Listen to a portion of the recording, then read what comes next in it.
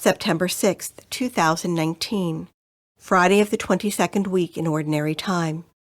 A reading from the letter of St. Paul to the Colossians. Brothers and sisters, Christ Jesus is the image of the invisible God, the firstborn of all creation. For in him were created all things in heaven and on earth, the visible and the invisible, whether thrones or dominions, or principalities or powers, all things were created through him and for him. He is before all things, and in him all things hold together. He is the head of the body, the church. He is the beginning, the firstborn from the dead, that in all things he himself might be preeminent. For in him all the fullness was pleased to dwell, and through him to reconcile all things for him, making peace by the blood of his cross through him, whether those on earth or those in heaven. The word of the Lord.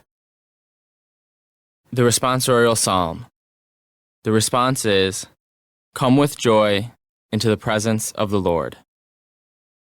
Sing joyfully to the Lord, all you lands.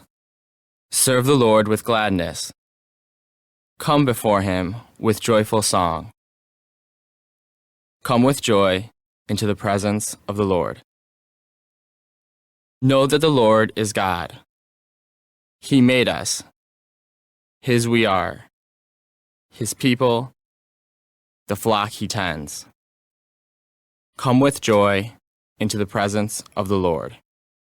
Enter his gates with thanksgiving, his courts with praise. Give thanks to him.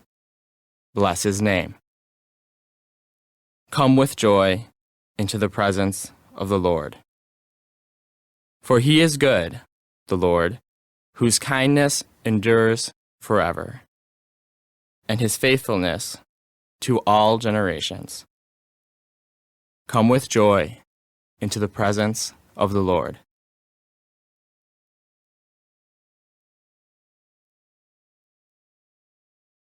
A reading from the Holy Gospel according to Luke.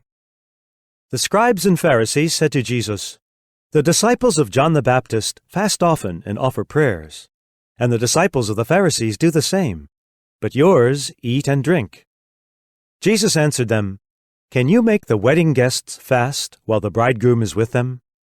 But the days will come, and when the bridegroom is taken away from them, then they will fast in those days." And he also told them a parable. No one tears a piece from an old cloak to patch a new one. Otherwise he will tear the new, and the piece from it will not match the old cloak. Likewise, no one pours new wine into old wineskins. Otherwise, the new wine will burst the skins, and it will be spilled, and the skins will be ruined. Rather, new wine must be poured into fresh wineskins.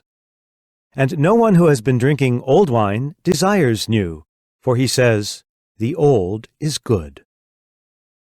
The Gospel of the Lord.